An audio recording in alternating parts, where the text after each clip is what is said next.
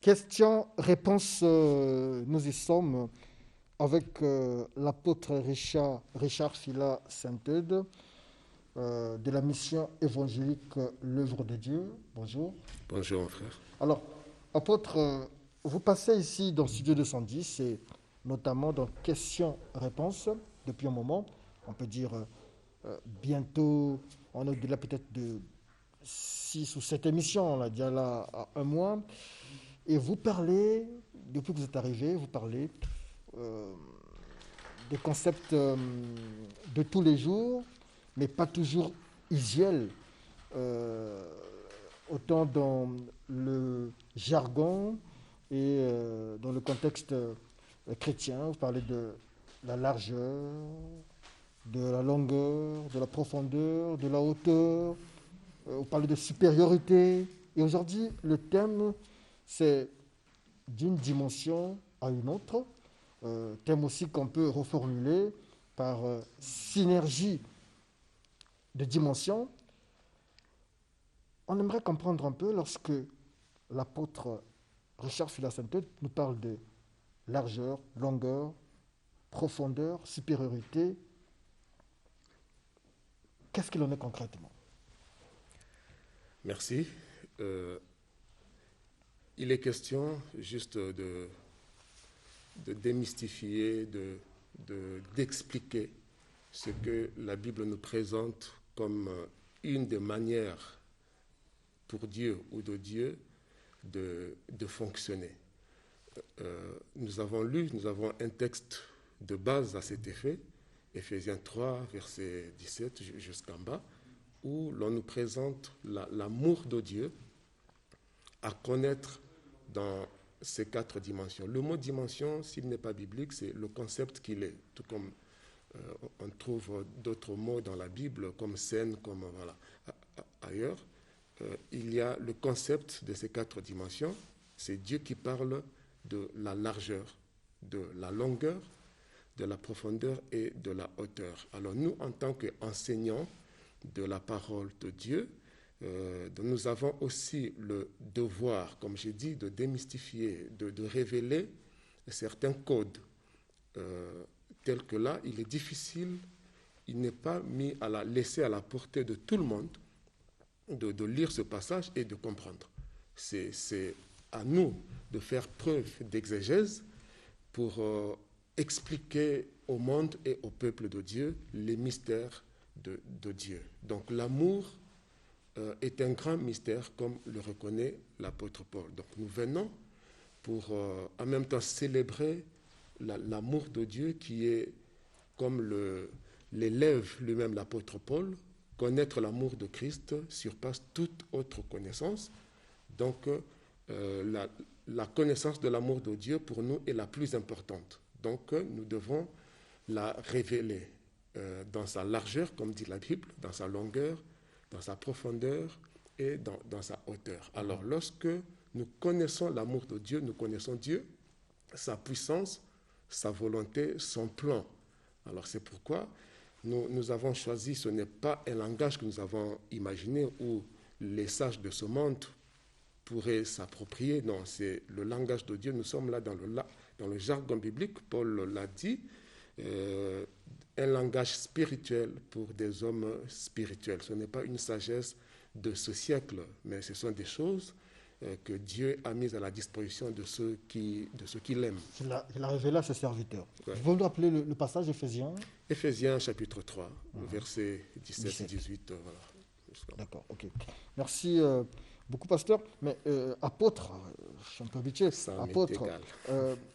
lorsque vous dites longueur, hauteur, largeur, est-ce qu'on peut aller, on prendra peut-être 2 ou 3 minutes pour nous expliquer, on va faire le mot à mot.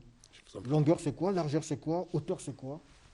Voilà, pour bien comprendre le contexte, il faut accepter son applicabilité. On doit l'appliquer dans plusieurs domaines. Si je dois expliquer la largeur, il me faut bien un domaine d'application. Donc, dernièrement, j'en ai proposé 3 qui soient fondamentaux. Donc, La vision, la foi et l'amour. Ou l'amour, la foi et la vision. On a pris que ces trois, voilà, ces trois termes. On va appliquer donc la largeur. Alors si je dis la largeur de Dieu ou la largeur devrait s'appliquer à l'amour, donc là je parlerai d'un cœur large. Donc je parlerai de la capacité d'accepter les autres, parce que Dieu ne fait pas exception des autres. Donc mon cœur doit être large pour porter, en tant que leader, pour porter des peuples de toute tribu, de toute race, de toute nationalité. Voilà, ça quand j'entre dans le ministère, Paul dit aux Corinthiens, notre cœur s'est élargi pour vous, alors que notre bouche s'est ouverte. Alors vous n'êtes pas à l'étroit au-dedans de nous. Donc là, nous sommes dans la largeur, parce que nous la tenons de Dieu. Ça, ce n'est que dans le domaine de l'amour qui nous demande d'être large, parce qu'il y a des gens qui sont mesquins même d'esprit. Donc que ce soit mentalement, que ce soit spirituellement, donc Dieu compose facilement avec des personnes au cœur large. C'est à ce défi qu'il a soumis Abraham, par exemple. Il dit, je te ferai une source, mais il faut que tu acceptes que par toi, même les nations que tu ne connais pas soient bénies par toi. Donc, il sollicite la largeur dans le cœur d'Abraham. Donc, quelqu'un qui veut aller loin dans la longueur et qui veut monter très haut dans l'autorité doit commencer par l'amour, par s'élargir. Donc ça, c'est l'amour. Et si on applique la largeur seulement dans la vision, donc c'est la capacité de contenir, de recevoir. Dans Ésaïe 54, Dieu demande à la femme stérile, donc à Israël, qui ne croyait plus en rien. Donc c'est l'image de quelqu'un qui est rétréci, qui est dans les limitations, dit élargis l'espace de ta tente, car tes enfants, toi qui es comme une femme délaissée, stérile, tu n'as personne. Mais commence par la foi à élargir l'espace de ta tente, donc ton cœur. Donc sois réceptif. Crois que tu t'étendras à gauche et à droite. Donc c'est une disposition, pour ne pas dire prédisposition, d'esprit par la foi et dans la vision à recevoir avant de voir des grandes choses. Donc quelqu'un qui n'a pas de foi, donc il ne fait pas de place aux choses nouvelles. Donc quand je crois que ce que je suis n'est pas encore ce que je dois être, je dois m'élargir à gauche et à droite. Je dois croire que Dieu va me bénir, je vais me multiplier, je vais m'étendre, je vais occuper la terre et je vais dominer. Vous allez comprendre que la domination vient après. Après, donc, on a parlé de la fécondité, donc multiplier et assujettir. Donc, automatiquement, il y a de la largeur. Donc, dans la foi, on a besoin de s'élargir parce qu'on ne fait place qu'à des petites choses, à de la médiocrité, que ce soit dans les projets d'avenir, même c'est applicable même sur nos dirigeants. On doit voir très grand, on doit faire grand un grand espace dans cette nation pour croire que nous ne limiterons pas à ce que nous avons et à ce que nous sommes. Donc même économiquement, il faut que la vision soit large pour croire qu'il y aura encore des investisseurs, il y aura encore de nouveaux projets.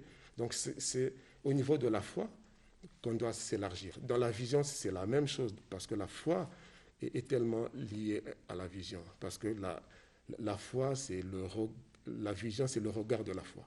D'accord. Donc, la profondeur, la longueur, la hauteur, la largeur, c'est ce que vous appelez la synergie des dimensions. Il s'agit ici des dimensions, donc dimension largeur, dimension longueur, mais des dimensions, lorsque vous dites synergie, des dimensions qui se complètent, pas toujours chronologiques. Ce n'est pas toujours graduel et chronologique, mais c'est en même temps une symbiose, c'est complémentaire. Donc, une dimension peut être liée à une autre. Je peux prendre un exemple, je prends comme ça la longueur. Okay? La longueur, comme on dit en français, si je prends de la longueur d'avance, je prends de la longueur d'avance par quelque chose que j'ai créé. J'avais dit le domaine de la créativité relève du domaine intérieur, donc de la profondeur de l'homme. Donc je mets quelque chose en valeur, je crée, j'initie. Donc, du coup, je prends de la longueur d'avance. Et cette longueur d'avance, puisque c'est moi qui ai créé, c'est moi qui ai initié, parce que je suis fécond de l'intérieur, j'ai créé, j'ai eu une idée, et ça me donne de l'avance sur les autres. Et cette longueur d'avance me prédispose et m'impose à la hauteur, parce que les gens qui méritent la hauteur, ce sont des promoteurs de la paix, des promoteurs scientifiques, des promoteurs sociaux, des gens qui prennent l'initiative avant les autres, donc qui voient avant les autres. Donc ils ont les savants, les philosophes, les leaders de ce monde, Dieu lui-même, le premier, si on doit à Dieu ou à Jésus la supériorité au-dessus de tout nom, de toute domination dans tous les âges, c'est parce qu'il est l'auteur. Il a été le premier à créer. Tout le monde est en train d'inventer, mais pas de créer. Tout le monde est en train de former des choses sur la base de ce qui a été créé. Que ce soit dans la science, que ce soit en art et tout ça. Donc si Dieu est au-dessus de toute autorité, c'est parce qu'il est l'auteur. Dernièrement, j'ai expliqué la racine du mot auteur qui vient du latin auctor. Donc on donnait l'autorité aux gens qui sont auteurs dans tous les domaines. Les gens qui sont à la hauteur. Voilà, exactement. Les gens qui sont à l'origine, qui ont eu une longueur d'avance sur les autres et automatiquement, ils occupent une place supérieure. Donc Dieu est au-dessus de tout parce qu'il est à l'origine. Il a une longueur d'avance qu'on ne peut pas mesurer. Profondeur, longueur, hauteur, largeur, 4 dimensions. Vous avez dit à la fois graduel, mais complémentaire. Finalement, on est à la poursuite de quoi? J'ai envie de dire, pour quel résultat, pour quel objectif? C'est un défi et en même temps et un rappel pour toute personne, un défi parce que je peux vous défier comme ça, je me permets de discerner et de voir que vous avez des ambitions, vous sentez en vous-même des aspirations à la grandeur, votre vision ne se limite pas là, c'est dans chaque homme. Donc nous voulons que chacun sache que la vie n'est pas statique, elle est dynamique. On est appelé à se développer, que ce soit spirituellement, que ce soit socialement, financièrement. Voilà, c'est un défi. Tout ce qui a la vie est dynamique. Donc, doit se développer, doit grandir. La nation doit grandir, nos églises doivent grandir, nos finances, nos sociétés, nos projets, tout est dynamique. Et donc, dans cette logique de dynamique et de croissance qui s'impose, il faut savoir comment ça fonctionne. Donc, la dimension ou les dimensions, c'est simplement le gabarit, c'est une taille que chacun doit avoir. Donc, vous ne devez pas vous limiter là où vous êtes. L'objectif, c'est de défier chaque personne, d'engager chaque personne dans un processus de croissance spirituelle. Dieu ne nous a pas créés pour demeurer tels que nous sommes. Quand il a créé le monde, dans chaque être vivant, la plante, les animaux, les oiseaux et bien plus encore l'homme, il a déposé une sémence pour la reproduction de chaque être vivant. Donc il y a la dynamique, justement, la synergie de certains éléments qui font qu'on doit se développer. Vaut mieux se développer, grandir, croître spirituellement dans la connaissance de Dieu, dans les affaires, de façon intentionnelle que de façon toujours instinctive et spontanée. Donc je crois qu'on a plus à gagner si on sait comment ça fonctionne et on booste les éléments que Dieu nous a donnés. Donc, on est là dans une espèce d'initiation, parce que j'ai l'impression que ces dimensions sont la base, les fondamentaux de l'élévation, de la grandeur, comme vous disiez tout à l'heure. Tout à fait. Il ne faut pas avoir peur des mots grandeur. La première promesse de Dieu touche à la grandeur. À Abraham, dans cette alliance, Dieu a dit « Je rendrai ton nom grand, je te ferai grand ». Maintenant, il est important d'expliquer comment Dieu rend quelqu'un grand et comment le diable présente une fausse grandeur avec des antivaleurs, avec des fausses valeurs. Donc, nous nous plaidons pour la grandeur selon Dieu. Parce que vous le vouliez ou pas, Dieu nous veut bien plus que ce que nous sommes aujourd'hui, bien plus loin que où nous en sommes aujourd'hui. Donc il faut comprendre que Dieu, dans son plan universel, dans tout temps, quand il appelle les gens, quand il veut travailler, il commence par la largeur, la longueur, la profondeur, et la hauteur n'est que la conséquence des combinaisons, des synergies, de la compréhension au-dedans de nous-mêmes, d'abord en esprit. Dieu veut que nous puissions nous élargir, ouvrir la porte de notre cœur pour accepter Jésus, sa connaissance par exemple et tout. Quand vous acceptez Christ, vous devez vous élargir, comme voilà, on a une illustration dans Jean 2, au premier miracle de Jésus. Jésus fut invité, mais ses disciples avec lui. Donc la première dimension pour entrer dans la compréhension et dans l'effectivité de ces choses, c'est accepter Christ, accepter Dieu par Christ. Et la deuxième étape, ne pas oublier de s'élargir. On ne peut pas seulement accepter Jésus sans les frères de Jésus.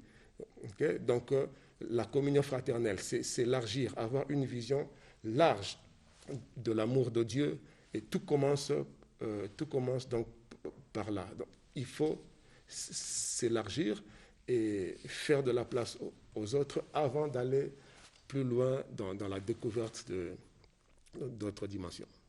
Alors, en dehors des 4 dimensions, donc il y a d'autres dimensions. Non, il a 4 dimensions. Il a plusieurs domaines dans lesquels ces dimensions doivent s'appliquer. Donc, j'ai cité, dans le domaine de l'amour, on doit s'élargir, on doit voir loin, on doit anticiper. Dans la longueur, il y a l'anticipation, être prévenant. On ne doit pas attendre qu'on nous demande. Okay? Donc, la prévenance, c'est prendre de l'avance.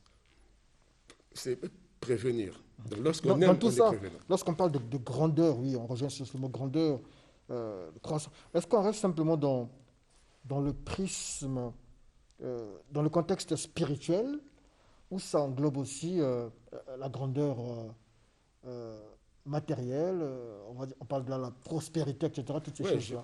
Je l'ai déjà dit d'ailleurs en d'autres termes. Ces valeurs, ces dimensions s'appliquent principalement dans le domaine spirituel, où il y a l'amour, il y a la foi, il y a la vision, et comme la piété a des promesses pour le siècle présent, donc la vie sociale, la vie matérielle, même financière, Dieu béni. Mais elle a aussi et surtout des promesses pour la vie à venir. Donc la vie spirituelle, le royaume des cieux qui est descendu ici, en nous. Donc il y a des promesses qui s'attachent à cela, qui sont spirituelles. La puissance, la domination sur les forces du mal, et toutes les valeurs spirituelles et morales qui sont bibliques. Okay? Mais les mêmes dimensions s'étendre, s'enraciner en profondeur, donc qui requiert la stabilité. C'est aussi dans le domaine financier, dans le domaine politique, dans le domaine social, tout comme, en fin de compte, la grandeur d'esprit est d'abord chose spirituelle, et c'est elle qui est plus déterminante, parce que quand vous n'avez pas la grandeur d'esprit, même si vous avez la taille sociale, matérielle et financière, vous serez toujours léger, donc vous serez immature. Les deux marchent ensemble? Les deux ne sont pas incompatibles. Ils peuvent marcher ensemble. Elles peuvent marcher ensemble. D'accord. Lorsque vous parlez des valeurs spirituelles et morales, lorsque vous me dites que les deux dimensions, si je peux dire ça comme ça, se complètent, vont ensemble, à l'instant me vient à l'esprit ce passage où, dans la Bible, on dit qu'il est difficile, il sera très difficile, par exemple, à un homme riche passer par le chat d'une aiguille, par le trou, comme on dit, de l'aiguille, quand un chameau, quand le chameau pourra passer, mais l'homme riche, ce sera très difficile à lui de passer. Et il y a encore une autre image dans la Bible, le nom du personnage m'échappe, mais il veut naître de nouveau. Il dit qu'il a tout fait, qu'il fait tout, qu'il respecte tout. Zachée, oui, voilà, ça me vient à l'esprit. On lui dit qu'il lui manque simplement une chose. L'homme riche. C'est l'amour. Et donc, donner ses biens aux autres, il n'a pas pu le faire. Et c'est pour montrer un peu l'incompatibilité entre ces deux aspects-là. Ce n'est pas forcément incompatibilité, il y a incompatibilité dans la définition de la prospérité et de la richesse lorsque nous abordons la chose selon le monde, selon la sagesse de ce monde, de la richesse sans Dieu, la richesse sans les valeurs de Dieu, lorsque les fondements sont renversés, donc lorsque la hiérarchie des priorités est inversée et renversée, donc on devient matérialiste, on veut être riche sans amour, on veut être riche même sans vision, on veut être riche sans altruisme. C'est le mot scientifique de l'amour, si on veut. Donc, c'est là que c'est incompatible. Dieu n'est pas contre la richesse. Il n'est pas contre les riches. Il dit même, il demande d'enseigner aux riches d'être riches en même temps pour Dieu, que leur richesse leur permette de gagner, d'investir dans le ciel. Donc, lorsque nous avons la richesse, Paul explique ça comme ça en disant que le Dieu qui pourvoit, il vous donnera et la sémence et votre pain, afin que vous en ayez toujours de quoi pourvoir à vos propres besoins et aux besoins des autres, de quoi abonder en bonnes œuvres, pour que vous ayez tout le temps la sémence pour vous-même et pour les autres. Et au finish, lorsque vous abondez en bonnes œuvres, ça produit de la bouche de ceux qui en bénéficient des louanges vers Dieu. Quelqu'un qui ne mangeait pas, quelqu'un qui ne savait pas comment s'en sortir, et vous, parce que vous êtes riche, vous venez vers lui, mais pour lui, vous êtes la main de Dieu. Et qu'est-ce que Dieu en gagne? La louange. Dieu, tu es merveilleux. Je ne savais pas comment m'en sortir. Ça fait longtemps que je ne payais pas mon loyer. J'ai chômé pendant longtemps, et voici que tu m'as envoyé un bienfaiteur. Alors, et Dieu est loué à la fin. j'ai deux questions de téléspectateurs ici. La première question, c'est celle de Yves Ekiama. Il dit qu'il travaille au ministère des Finances. Il vous suit en ce moment et vous suit d'habitude ici dans Studio 210. La question qui se pose, c'est à qui sont destinés vos enseignements en réalité sur ces dimensions-là? Quel est le public cible? Est-ce qu'il s'agit ici d'un message de Dieu destiné aux leaders d'église? Est-ce que le message est destiné à ce qu'on appelle communément le peuple de Dieu? Oui, je l'ai dit tout à l'heure, la cible, c'est un message qui est universel. Il doit s'appliquer à toute personne, autant au peuple de Dieu, autant aux hommes de Dieu, autant même à ceux qui ne le sont pas encore. C'est pourquoi nous prenons ce qui est caché, ce qui semble être un mystère. Nous sommes là pour expliquer et progressivement s'efforcer à être à la disposition de tout le monde. C'est un message, tout comme tout message biblique, est universel, destiné initialement au peuple de Dieu, mais par extension à toute personne. Donc c'est pourquoi lorsque nous parlons, nous nous adressons autant à l'Église qu'aux dirigeants, aux chefs de famille, aux chefs d'entreprise, aux responsables politiques, même aux savants de ce siècle. Un message dédié aux nations, en fait. Aux nations, à tout le monde. Donc la cible est diversifiée, c'est un message universel. Alors, dans vos propos, j'ai souligné un mot expressément, mystère. Mystère parce qu'il y a un autre téléspectateur. Parce que c'est caché. Oui, mystère parce que c'est caché. Mais mystère, je cherche une transition pour aller vers ce que le peuple nous dit. Beaucoup de gens sur nos pages Facebook, dans nos messages ici, nous disent que vous enseignez, en fait, vous donnez des enseignements qui, pensent-ils, ne sont pas strictement chrétiens, mais ce sont des enseignements maçonniques, des termes généralement maçonniques. On vous suspecte un peu d'être franc-maçon. Ah bon. Je répondrai simplement comme ceci. La Bible dit que tous les trésors de la sagesse et de la connaissance sont cachés en Christ. Donc, en Christ se trouvent cachés tous les trésors de la sagesse et de la connaissance. Donc, j'ai le droit en tant qu'apôtre, en tant que disciple de Christ, de réclamer, d'employer les termes bibliques et les termes scientifiques, parce que c'est tout le monde qui nous suit. Il n'y a pas de termes appropriés, que ce soit l'architecture, comme dans certaines loges, on parle du grand architecte. Le Gadlou, grand architecte de l'univers. Voilà, le grand architecte. Alors, les hommes de Dieu se réservent d'employer ce mot parce qu'il y a une classe de personnes qui s'est approprié cela. Mais bibliquement, nous savons que Dieu est réellement un architecte. Vous l'appelez aussi comme ça, grand architecte de l'univers? C'est pour ne pas choquer que je n'emploie pas cette qualification, mais Dieu, il est architecte. C'est le grand architecte, mais nous ne pouvons pas le dire pour ne pas choquer certaines personnes, parce qu'il y a une loge, il y a une classe d'intellectuels qui s'est approprié cette expression. Bon, on peut appeler Dieu de mille noms. Alors, c'est pour ne pas choquer. D'un côté ou de l'autre, ce sont les mêmes choses. Finalement, on reproche des choses à tort aux francs-maçons, à ces loges-là.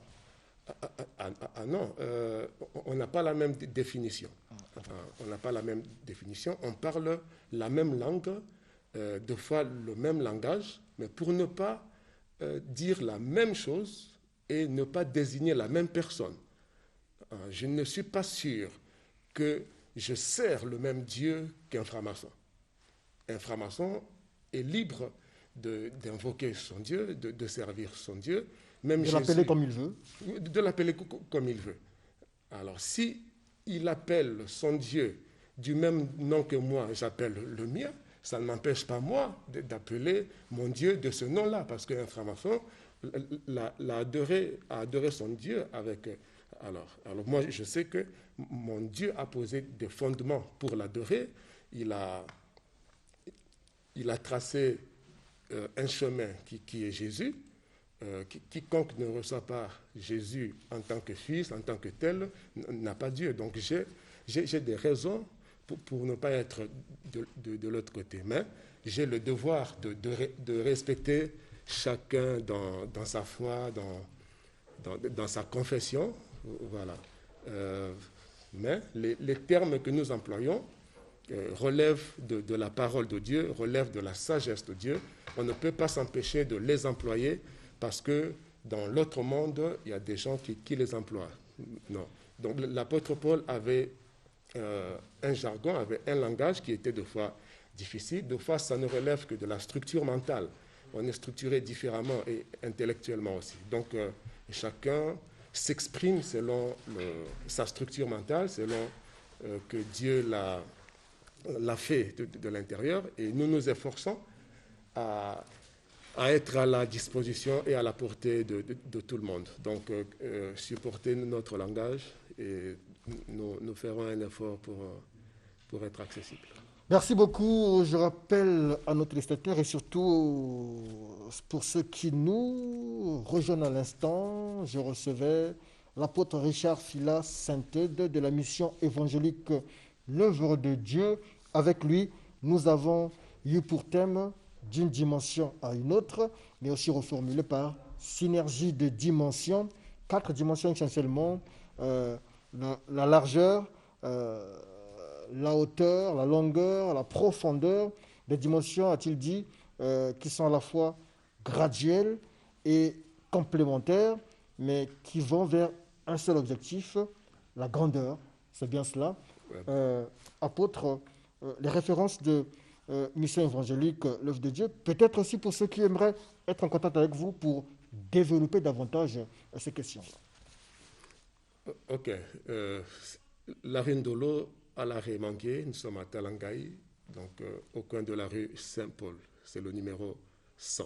Ah, d'accord. Un contact téléphonique 06 903 51 14.